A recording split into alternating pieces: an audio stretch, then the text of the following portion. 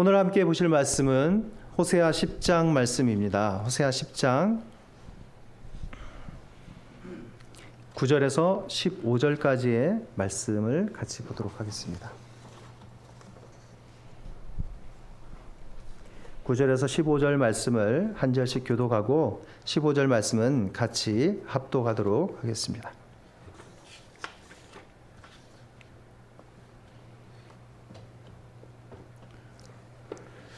제가 먼저 읽겠습니다. 이스라엘아, 내가 기브아 시대로부터 범죄하더니 지금까지 죄를 짓는구나. 그러니 범죄한 자손들에 대한 전쟁이 어찌 기브아에서 일어나지 않겠느냐. 내가 원하는 때에 그들을 징계하리니 그들이 두 가지 죄에 걸릴 때에 만민이 모여서 그들을 치리라. 에브라임은 마치 길들인 암소와 같아서 곡식 밟기를 좋아하나 내가 그의 아름다운 목에 멍에를 메우고 에브라임 위에 사람을 태우리니 유다가 밭을 갈고 야곱이 흙덩이를 깨뜨리리라. 너희가 자기를 위하여 공의를 심고 인애를 거두라. 너희 묵은 땅을 기경하라. 지금이 곧 여호와를 찾을 때니 마침내 여호와께서 오사 공의를 빛처럼 너희에게 내리시리라. 너희는 악을 밭가라 죄를 거두고 거짓 열매를 먹었나니 이는 내가 내 길과 내 용사의 많음을 의뢰하였음이라.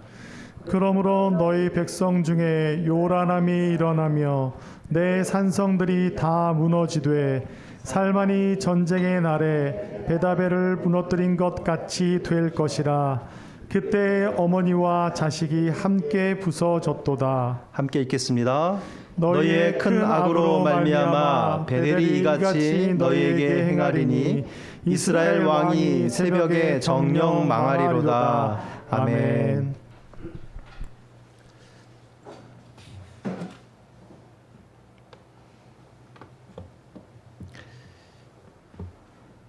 찬송 때 반주자가 바뀌어서 잠시 당황하셨죠. 네. 너무 고급져서 그냥 피아노로 바꿨습니다.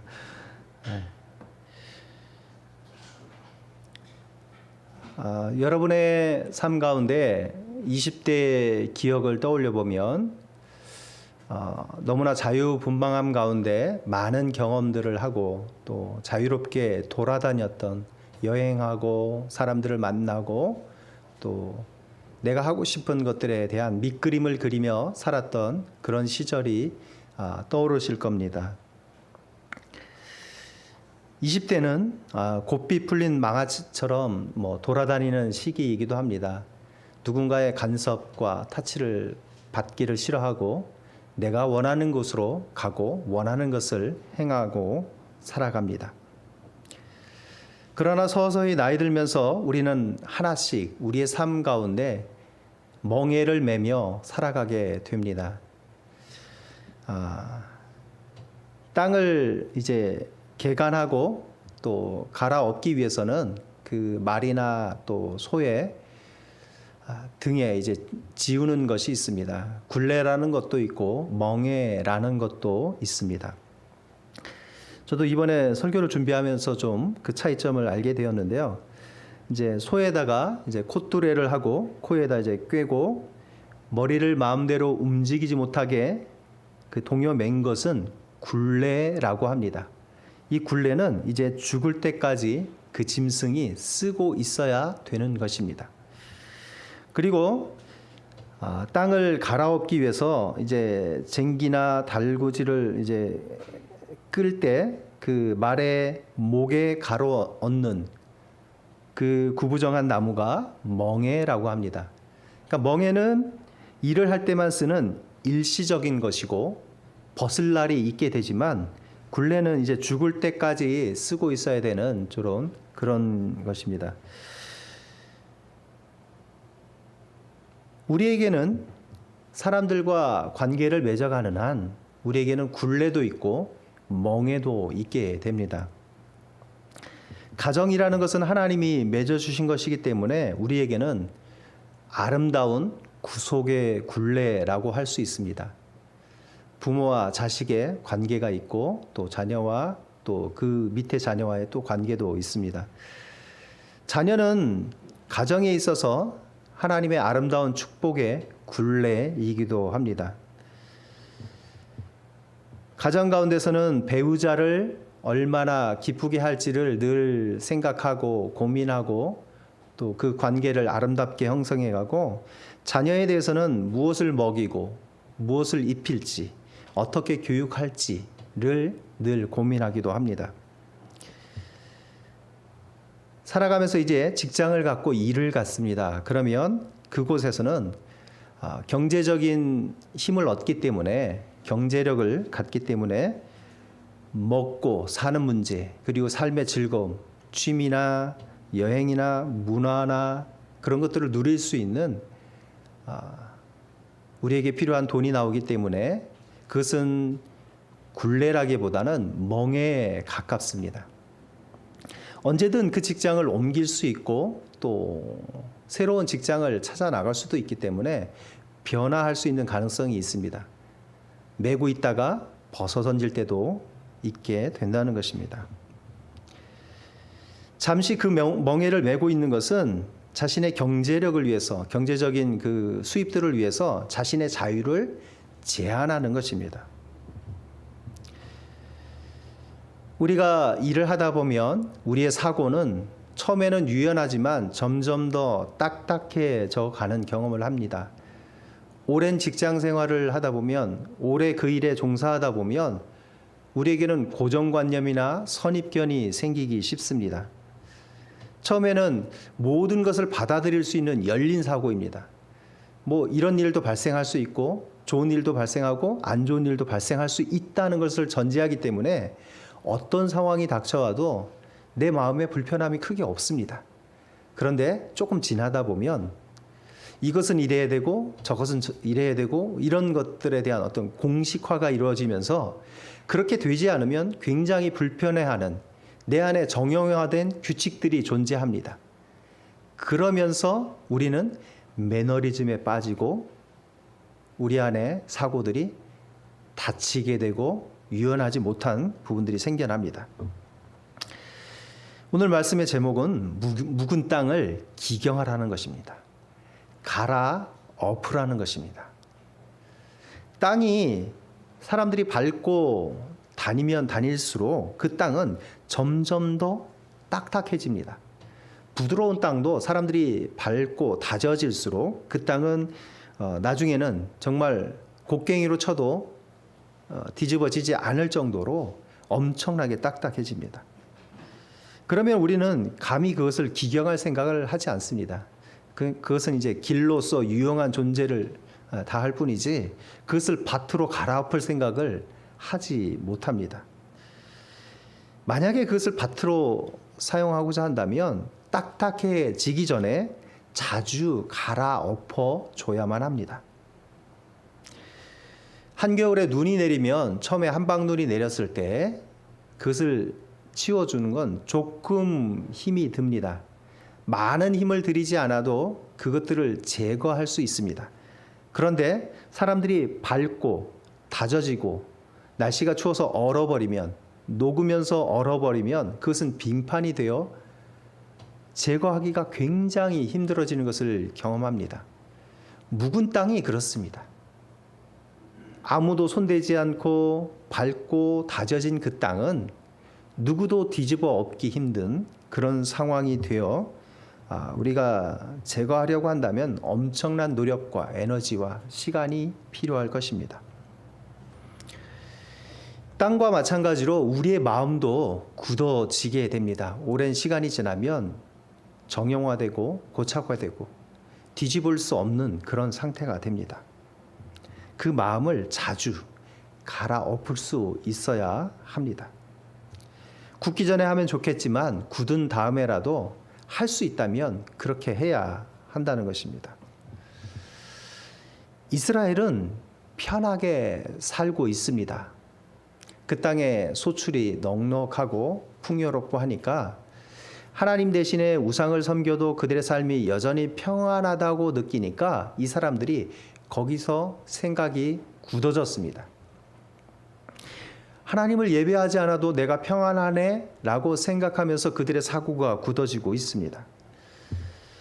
오늘 말씀에 이스라엘은 길들인 암소, 곡식 밟기를 좋아했던 길들인 암소라고 말씀합니다. 11절 말씀에 나오는데 암소에게 처음에 힘든 일을 시키지 않고 처음에는 간단한 일을 시킨다고 합니다. 타작기를 이제 그 위에 놔두고 이제 곡식 위에 놔두고 그것을 이제 밟으면 이제 타작이 되는 좀 쉬운 형태로 길을 들입니다. 그것에 익숙해지고 편안해지니까 암소는 그것을 즐거워합니다. 좋아합니다. 곡식 밟기를 좋아한다라는 표현이 등장합니다. 왜냐하면 아직까지는 멍에를 매는 그 고통이 그에게 주어지지 않았기 때문입니다. 우리가 하나님 대신에 이 땅 가운데 의지하는 것들이 있을 수 있습니다. 너무나 편안하고 너무나 익숙하고 대체하기 싫은 것들이 존재합니다. 어떤 것의 경우에는 돈이 될 수도 있고 어떤 것에는 권력이 될 수도 있습니다. 그것을 놓지 않는 한 내 삶이 평안하게 유지되는 경우가 있습니다. 계속 나를 유지시켜주고 내 존재를 부각시켜주는 그것들은 내 삶이 바뀌지 않았으면 좋겠다라는 생각을 하게 만듭니다. 지금이 좋으니까 그대로 살아갔으면, 이대로 평안했으면 좋겠다. 가늘고 길게 오래 갔으면 좋겠다라는 생각을 하기도 합니다.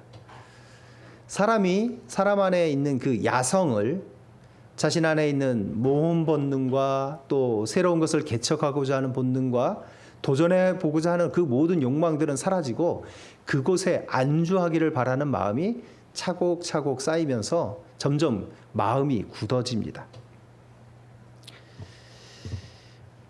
우리나라도 지금 전쟁이 멈춘 지 꽤 오랜 시간이 흘렀습니다. 전쟁을 위해서 누가 존재합니까? 군인이 존재합니다. 자, 그런데 이 군인들은 평소에 트럭을 준비하고 물자를 나를 그 장비들을 잘 닦고 조이고 기름치고 또 전쟁을 위해서 사격을 연습하고 훈련합니다. 그런 실제적인 훈련들을 하는 것은 그들이 전쟁의 상황에 그 기술들을 적절하게 잘 사용할 수 있어야 되기 때문입니다. 요즘은 잘 하지 않는 민방위 훈련이라는 것도 있었음을 압니다. 민방위 훈련 왜 합니까? 전쟁이 났을 때 사람들이 신속히, 군인이 아니더라도 신속히 대피하고 민간인의 피해를 최소화하고 모두가 안전하고 모두가 그 상황을 잘 극복하기 위해서 미리 훈련을 당겨서 하는 것입니다. 북한에서 실제 비행기가 귀순했을 때 그 민방위 훈련이 진행된 적도 있습니다. 실제 상황과 똑같이 되었을 때 사람들이 평소에 훈련을 잘했기 때문에 그게 뭐 훈련 상황인지 실제 상황인지 모르고 사람들이 잘 대피했던 적도 있습니다. 그런데 평화가 오래 지속되면 사람들이 이제 해이해지기 시작합니다. 뭐 전쟁이 일어나지도 않는데 뭐 몇십 년 동안 아무 일도 없었는데 뭐 이걸 잘 준비해 하나마나 뭐 무슨 큰 의미가 있겠어라고 생각합니다.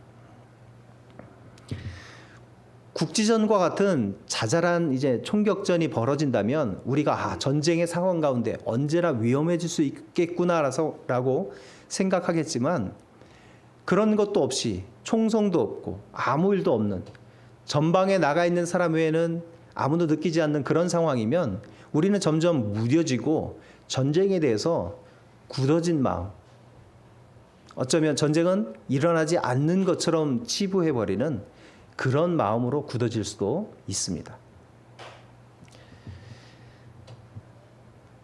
우리는 이런 전쟁의 상황뿐만 아니라 우리의 가정에서도 그런 것들을 경험할 수 있습니다. 눈에 늘 보이는 것들이 제자리에 자리하고 있습니다. 마치 전통과 관습처럼 우리가 가지고 있는 물건들은 정해진 자리에 늘 그 자리에 있습니다. 우리가 청소하지 않으면 그 물건들은 위치도 바뀌지 않고 늘 그 자리에서 오랫동안 그 자리를 지키며 변화를 주지도 않고 다른 곳으로 옮겨지지도 않습니다. 그런데 어느 순간 청소를 하다 보면 불필요한 물건들 버리고 또 위치를 바꾸다 보면 많은 시간과 땀과 노력이 들어가야 합니다. 오래 묵은 땅을 기경하는 것처럼 평소에 잘 치워지지 않았다면 우리는 그 전체적인 청소를 하는데 많은 시간과 에너지가 들어가는 것을 경험하게 될 것입니다. 관계 가운데도 사람들은 굳어진 것을 경험하게 됩니다. 우리는 늘 정해진 사람과 정해진 일과들만을 소화합니다. 젊었을 때는 많은 사람들을 만나고 그들의 경험을 듣고 그들과 교류하고 또 내 사고가 유연해질 수 있도록 그 경험들과 사고 세계관들 속에서 더 확장되기를 원하지만 나이가 들어갈수록 세계관은 점점 더 가치관은 점점 더 좁아집니다. 하나의 것만 보고 좁은 것만 보게 되고 그 외의 것들은 보고 싶어 하지도 않습니다.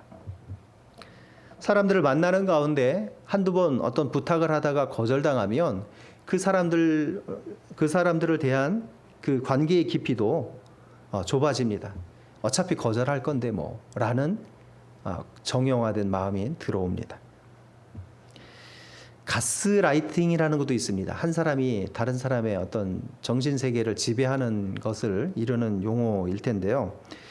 누군가를 의지하는 그 깊이가 깊어지면 깊어질수록 상대방의 의견에 동조하고 상대방이 시키는 대로 하게 되고 내 마음속에 어떤 의지적인 부분들은 다 내려놓게 됩니다. 그 마음 자체가 닫혀지고 굳어지고 또 나약해집니다. 마치 그 주인과 종의 관계처럼 갑과 을의 관계처럼 굳어지면서 그 안에 새로운 관계를 형성하려고도 하지 않고 또 서서히 잠식당해 가게 됩니다. 그 관계들이 어떤 경우에는 경제적인 관계일 수도 있습니다. 월급을 주는 사장과 또 그 밑에 있는 직원의 관계는 직원은 주인의 또는 그 고용주의 말에 대해서 쉽게 반박하지 못하고 그 사람의 뜻에 맞춰가면서 살아가야 되는 부분들도 있을 것입니다. 이렇게 관계 가운데에도 우리의 마음 가운데에도 어떤 일을 할 때에도 어떤 상황 가운데에도 이 것들이 고착화되고 굳어진 그런 것들을 경험하게 됩니다. 우리는 그리스도인으로서 살아갑니다. 우리 주변에는 또 많은 이단들도 존재합니다. 우리가 이단들에 대해서 예전에는 많이 경계하고 그들에 대한 조금의 일부의 두려움도 있고 그들에 대해서 잘 대처해야 되겠다라는 그런 단단한 각오들이 있었습니다. 그런데 어느 순간 늘 주변에 이단들이 존재하니까 늘 있는 건데 라고 하면서 경계가 느슨해졌습니다. 우리의 마음은 그들이 있어도 별 문제나 영향이 없으니까 신경 쓰지 않게 되었다라는 것입니다. 그들은 다른 사람의 기도 제목을 듣거나 그 사람의 어려운 부분들을 잘 이렇게 해결해 주면서 접근합니다. 처음에는 이제 경제적인 부분을 도와주거나 밥을 사거나 차를 사거나 하면서 마음을 여는 것으로 시작합니다. 결국 그들이 이제 원하는 것은 한 사람의 영혼을 그들의 집단 가운데로 이끌어 그 사람이 망가지고 그 가정이 파괴되는 것을 그들이 추구하게 됩니다. 그들은 그렇지 않다라고 얘기하지만 한 사람의 영혼이 피폐해지고 망가지고 그 모든 관계가 깨지는 것은 결코 그 이단 집단이 좋은 모임이 아니라는 것을 증명해 주는 것입니다. 한국 교회도 이제 안타까운 부분이 뭐냐면 한국 교회에 이제 방송 설교나 또 그 밖의 것들을 보아도 많은 부분에서 설교의 내용들이 과거에는 하나님의 말씀을 해석하고 사경해주고 또 우리의 죄를 뉘우치게 하는 복음 설교들이 많았다면 요즘에는 조금 더 편하고 쉽고 또 사람의 마음에 접근하는 그런 부분들에 대한 설교, 또 경제적인 부분에 대한 설교들이 많이 있을 수 있습니다. 우리는 복음에 대한 것을 많이 들으면 힘들어하는 단계에 와 있는지도 모릅니다.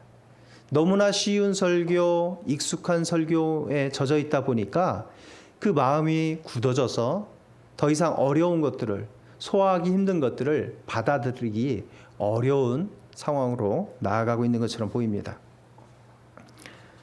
아이가 처음에 태어났을 때는 젖을 먹지만 조금 더 성장하면 해갈수록 이유식이나 밥으로 또 단단한 것으로 이렇게 소화의 영역을 넓혀가야 합니다. 그런데 만약에 우리의 신앙이, 믿음이 여전히 어린아이와 같다면, 여전히 닫혀진 마음으로 그 단계를 계속 똑같은 단계를 반복하면서 굳어진 마음으로 신앙으로 살아간다면 우리는 하나님 앞에 나아가고 있는 것을 우리가 스스로 제한하게 될 수도 있습니다. 우리의 믿음은 역동적이고 유기적이고 살아있어야 되고 생동해야 합니다. 늘 깨어 있어야 합니다.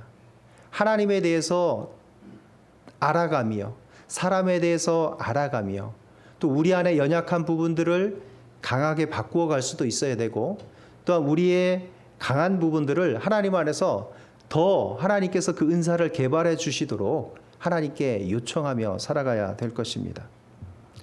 우리가 만약에 이렇게 묵은 땅을, 묵은 마음들을 갈아엎지 않는다면 하나님께서는 누군가를 통해 억지로 그 멍에를 메우고 그 땅을 갈아엎게 만드실 날이 있게 될 것입니다.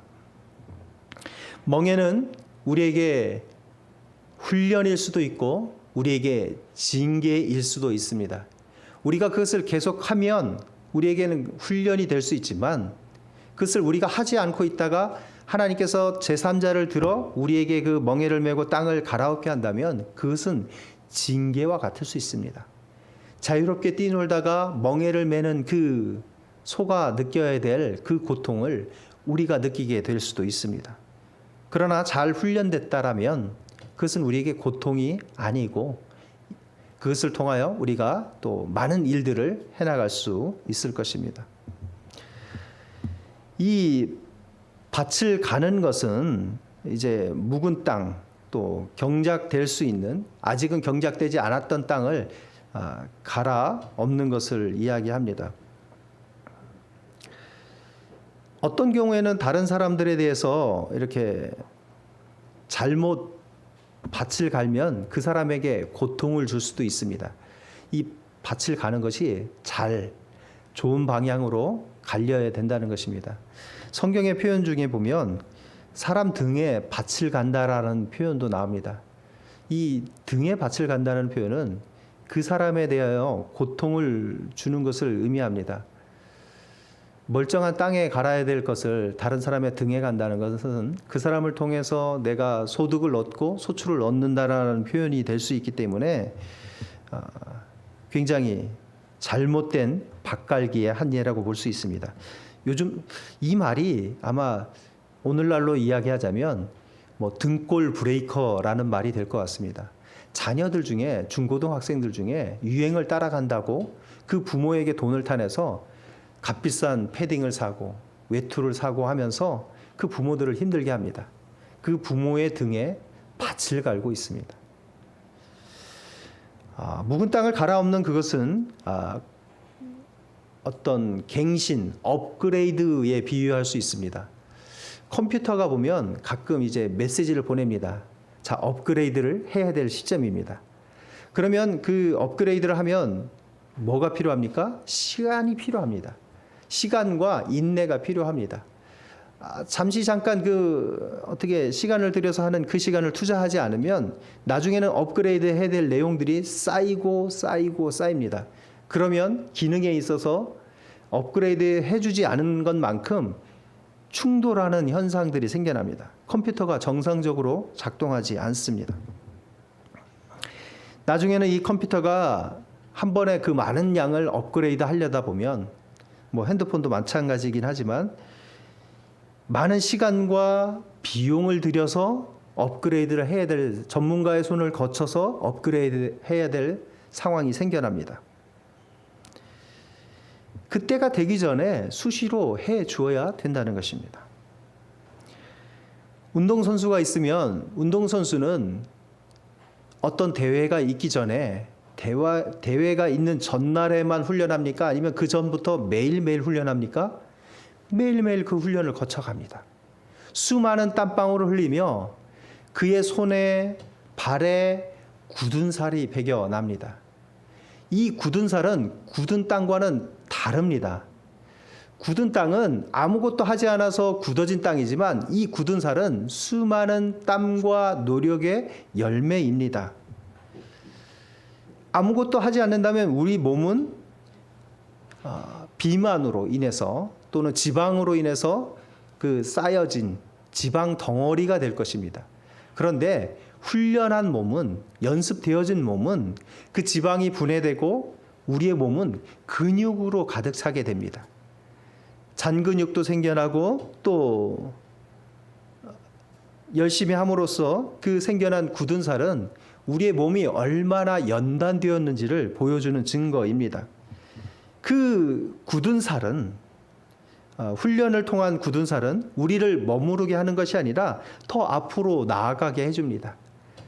기록 경기라면 기록을 단축할 수 있고, 또한 구기 종목이라면 그 가운데 끝까지 달릴 수 있는 힘을 나에게 갖게 해줍니다. 우리에게는 신앙을 위한 굳은 살도 있어야 될 것입니다.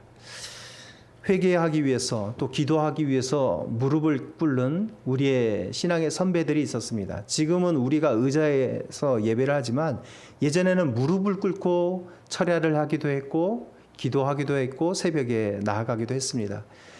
그렇게 오래 기도하다 보면 마치 무릎이 이제 변형된 것처럼 그런 형태를 띠기도 합니다. 과거에 우리는 박수치며 열정적으로 찬송했던 때도 있었습니다. 지금은 그렇게까지 우리 장로교의 어떤 예배 분위기이기도 하지만 너무나 좀 점잖게 예배하는 것도 있습니다.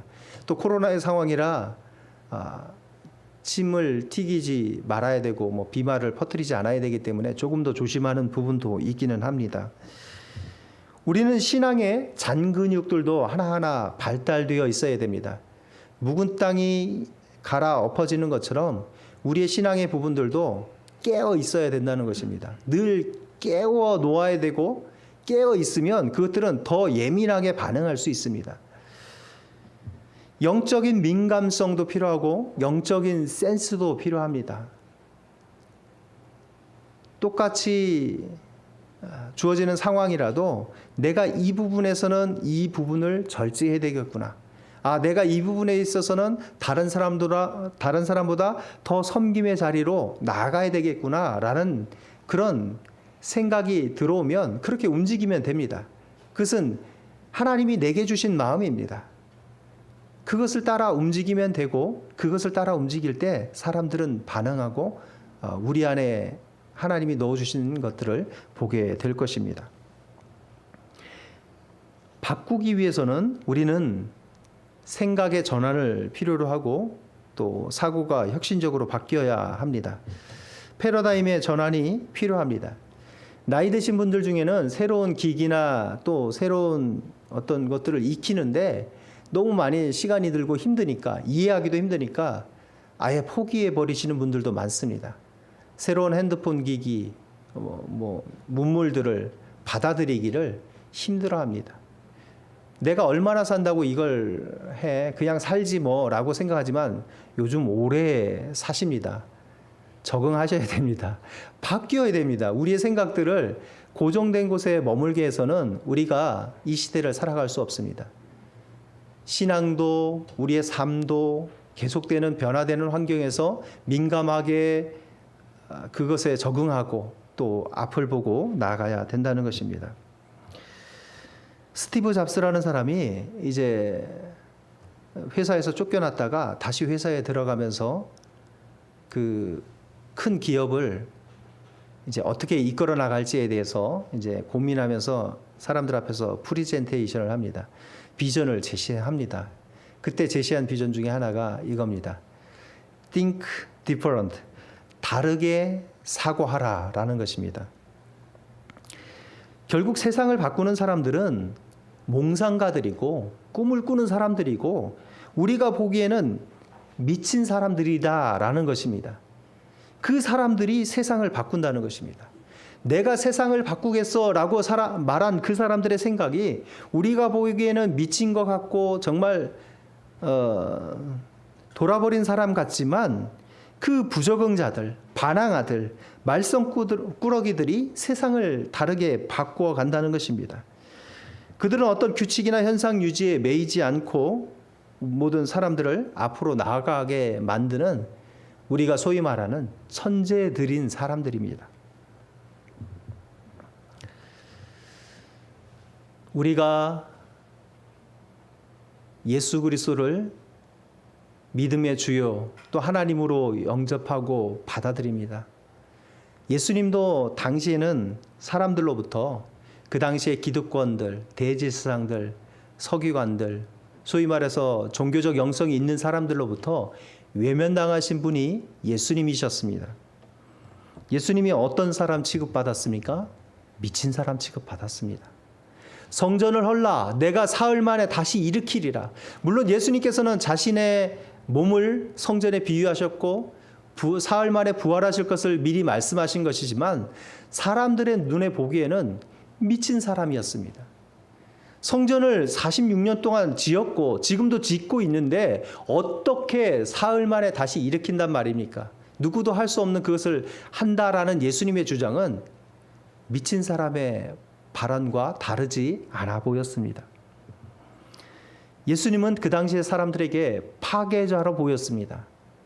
성전을 향하여 저주의 말씀을 하기도 하고 또 성전 안에서 장사하는 사람들을 쫓아내시면서 성전을 깨끗게 하기 위해서 채찍을 휘두르는 예수님의 모습은 성전 파괴자여 질서 파괴자처럼 보입니다. 예수님의 말씀은 나와 아버지는 하나이다. 하나님 아버지와 내가 하나이다.